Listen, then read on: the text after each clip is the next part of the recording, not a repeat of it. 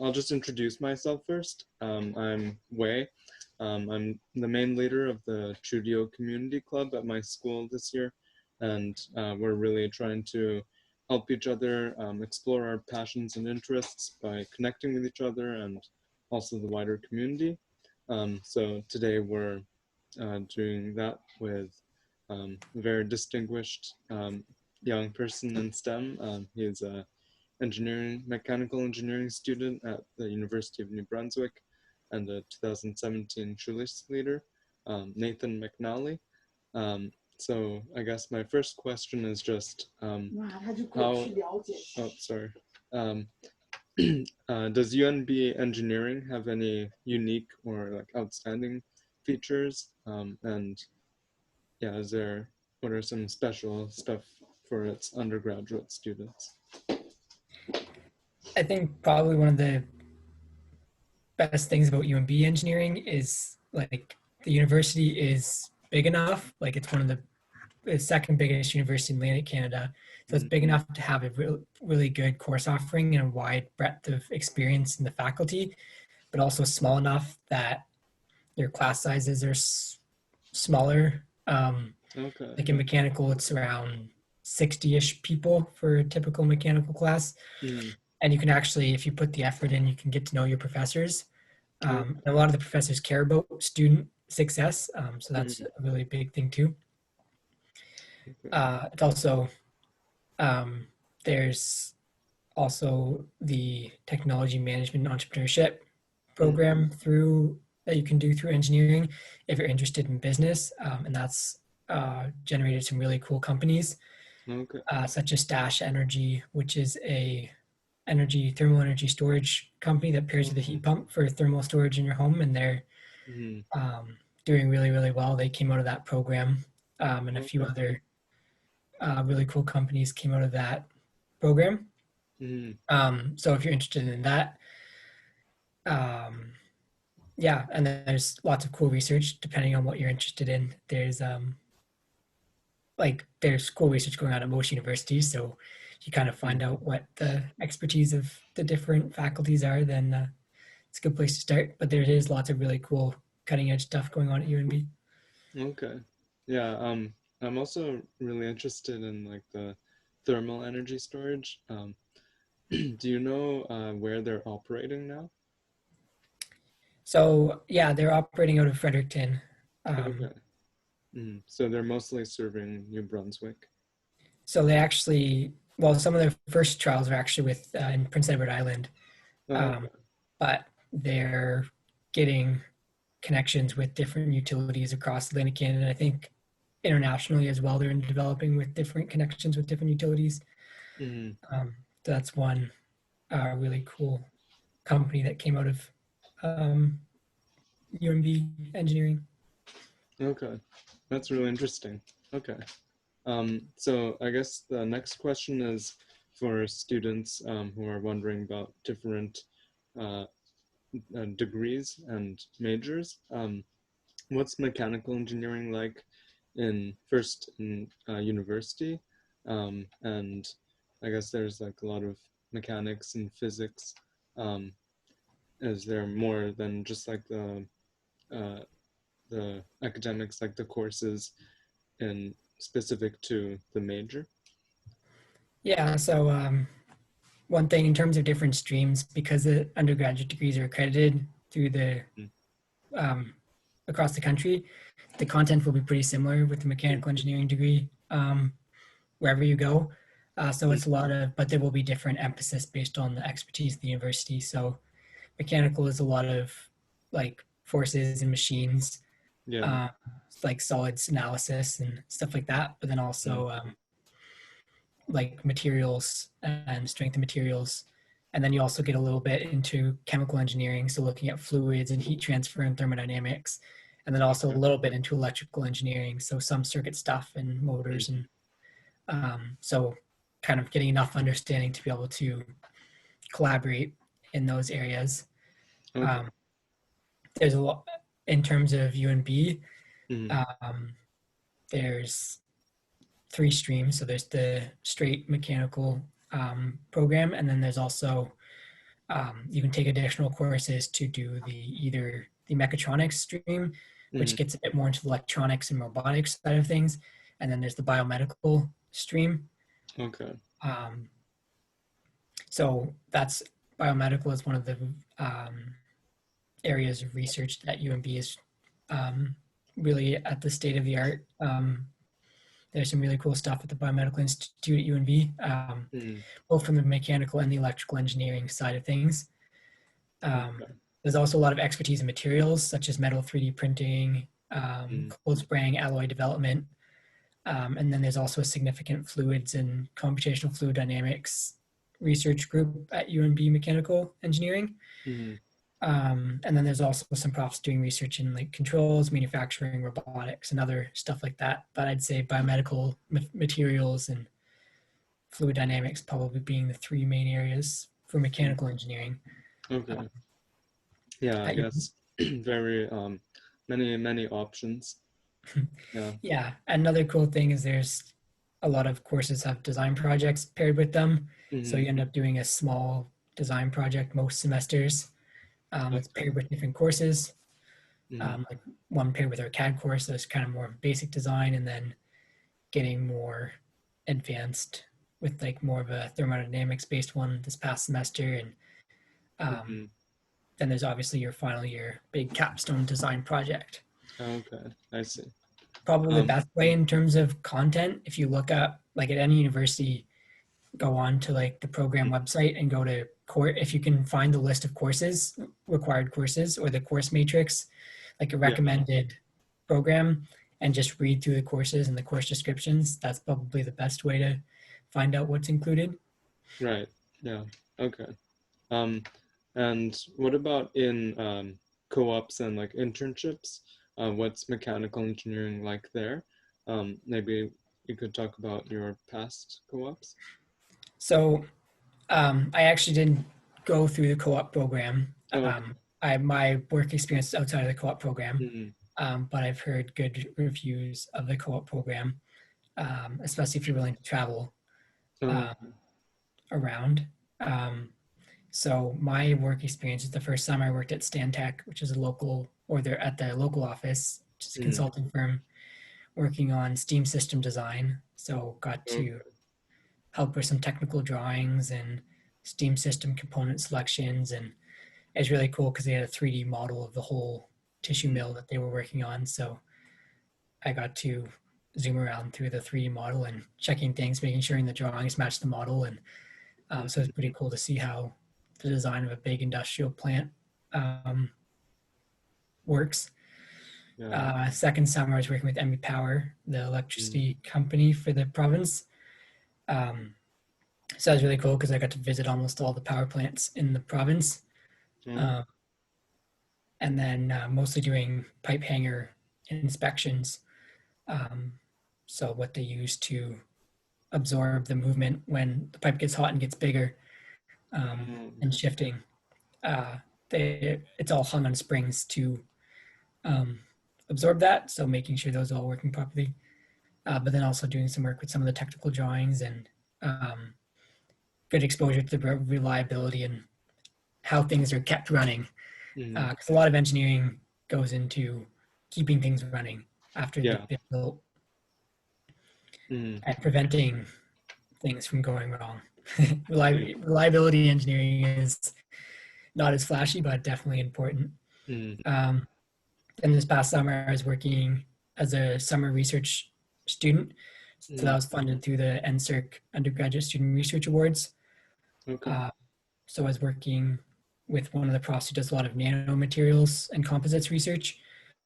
So what I was doing some CFD, so computational fluid dynamics modeling.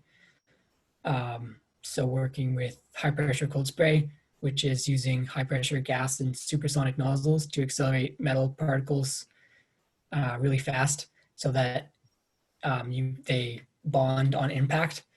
So you can spray on coatings of metals and stuff like that at low temperatures without melting the metal. So you can like engineer the powder to have a specific microstructure and specific properties and then spray it on without melting it to adjust those properties. Wow. So it's pretty cool. They actually just like this few months ago, got the equipment for the lab for that, for the cold spray equipment, just a few $1 million, I think, worth of equipment. Wow. So yeah, that was pretty cool, and got to learn some commercial CFD software and a little bit of coding along the way. Mm-hmm. Yeah, Okay. so lots of good experiences. Yeah. Yeah, I got those experience outside of co-op, Mm-hmm. just through different connections and applying for jobs and stuff, and talking to professors. The Mm-hmm. summer research one, I was actually approached by the professor because I was in his class the semester before, and he mentioned the opportunity there. But you can also approach professors if you're interested in their research. Mm-hmm. They're often happy to discuss it, especially if you get funding through Yeah. like ETSERC or stuff like that. They're happy to have the work if you're Yeah. bring funding with you. Mm-hmm. So yeah, lots of cool opportunities. Those are actually all in Fredericton, which was kind of nice for me. I'm actually from Nova Scotia, but Mm-hmm. yeah, but have some Okay. family in Fredericton too, so it's nice to Mm-hmm. stay around here. Mm-hmm. Yeah, I actually went to Fredericton, I think last May or 2 Mays ago. I went to the Canada-wide Science Fair, and Okay, actually went to UNB. So, yeah, the Canada-wide Science Fair in 2015 or 14 or somewhere around there was the first time I was at UNB, was for the uh, science fair a while nice. back, for a Wow. tidal energy related project actually. Mm-hmm. That's very interesting. Okay. Yeah. So, and then the next question I have, when you were like going into university from high school, what was that transition like? And do you have any tips for current students? Also, like kind of in preparation for maybe they could prepare for some of the things you talked about. Do you use a lot of CAD in your work and like in projects? Right. So, um, yeah, so it's definitely a lot more work than high school. Mm, I've definitely found I have less time for extracurriculars and other things like that, so it's a lot more work. But at least in UMB, I found it was a good kind of first year was a good transition because a lot of the material, just to make sure everyone's on the same page, at least first semester, there's a lot of review from high school, mm, especially if you have taken advanced courses in high school. mm, So it kind of eases you into the university style well with some kind of familiar material while also going deeper. mm. Uh, in terms of learning CAD, they actually teach you CAD first year. So Okay. you have a engineering communications course first semester where part of it is learning a bit of CAD, part of it's writing, and then part of it's presentations, I think. Mm, But the mechanical engineering, the first year course is intro to computer aided design. So okay. it's 50% learning how to CAD and then 50% learning about drawings and tolerancing and that Mm, kind of thing. So they teach you that. So it's handy if you already know it. I think now they're teaching Fusion 360. I think that's the current yeah. software. I learned on NX because they had a partnership with Siemens. Mm, But since then, for my design project, I'm probably doing it, and we haven't started the CAD yet, but probably working Fusion 360. okay. Because it's nice because you can collaborate and it's Mm, relatively straightforward user interface. So I kind of like yeah. it. Okay. And yeah, I guess maybe more specific on your how your study methods changed during university. Yeah, maybe you could elaborate on that more specifically? Yeah, well, with it being a lot of work, especially as I got upper years, things got done more last minute. Mm, Um, but still, like, I always had the idea that it's better to get a good night's sleep than pull an all nighter studying. So, yeah. um, yeah, but definitely more work and, Mm, uh, but okay. not like, another thing, like in university, like grades are a really, really good grade is very different than Oh high yeah. school. Mm, Like high 90s is a really, really good yeah. grade in high school. Like if you get above a 90, that's a really good grade in Yeah. university. So, and like since it's graded on a GPA scale, like it's like a letter grade, like an A plus or whatever. It doesn't actually matter. Anything above 90 doesn't actually matter because it's all A plus most of the time. Mm, So yeah, thing it's definitely harder. But I enjoy it more than high school, especially because you're more focused on what you're interested in. And it's a little more challenging. So I enjoy the challenge, but it definitely is a lot of work. So be prepared to work a lot. mm, okay. And also another tip is if you can find some friends in your program to Mm, do assignments, like work together, mm, and obviously you have to do your own work, but like you can yeah. compare solutions, help each other out, and bounce ideas Mhm, off of each other. It really helps. yeah. Um, yeah, Okay. Um, yeah, and maybe I'll go straight ahead to this part. So you're a Schulich Leader in 2017, and how has being a Schulich Leader and how has like the Schulich Foundation and network affected your experience at UNB in university? Um, Maybe how have you interacted with it, and have you met people who've really helped you? And yeah. yeah. So the Schulich Leader Scholarship and Network is really awesome. If Mm, you get offered the Schulich Scholarship somewhere, definitely take it if you can. mm, Um, like, well, first of all, there's the financial mm, benefit. yeah. Um, like being able to do school without worrying about money is really nice because Mm, then that's one less thing to stress about. yeah. Um, and then it can open up different opportunities because there's not as much pressure to spend your whole summer earning money or working a part-time job or whatever to try to get through. So my first summer I actually got to go.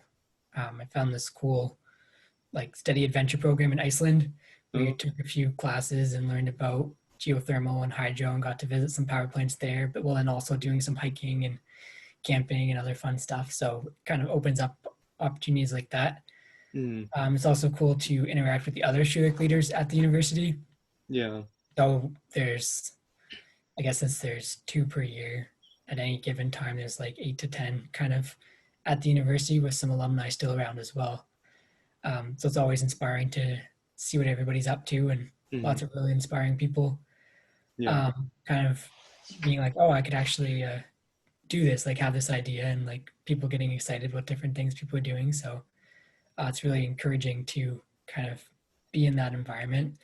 And also the national network. So there's always an annual event where you get to do some workshops and stuff. And then this year, because of COVID and it was on fully online, there was actually a virtual job fair where there's some Okay. pretty neat companies represented. And um, yeah, so it's a really, really good network. And as it progresses, because it's a relatively new scholarship, Mm, there'll be more and more alumni within the network that you can leverage to yeah. connect for different jobs and stuff like that. So yeah, it's a really, really awesome program. Highly recommend applying and um, yeah. Mm, okay.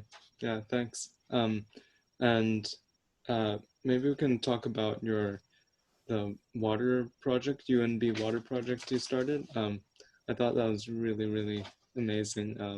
It's basically like founding a nonprofit. So, could you briefly describe it and your goal, mission, and what you guys do?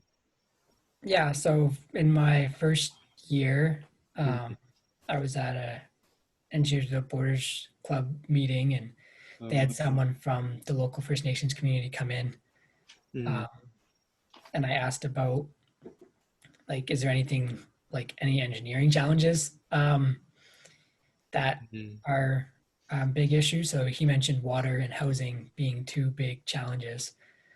So I did a little more research in water, like the fact that many communities haven't had access to clean drinking water for decades is really not acceptable in Canada. Like we mm, have the technology to treat water. I'm like, well, okay, why is yeah. that not a problem? So I'm like, okay, well, let's see what we can do about it. So started a club at the university to try to learn more and see what we could do. Um, so most of what we did was we did some water. related educational workshops with the Indigenous Bridging Year program.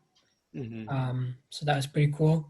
Also attended some Indigenous teaching things and ceremonies and stuff like that. So definitely more of a learning thing. And then the main thing was this past spring, found out about the Aquatic Atlantic competition, which is a tech entrepreneurship competition for water-related issues.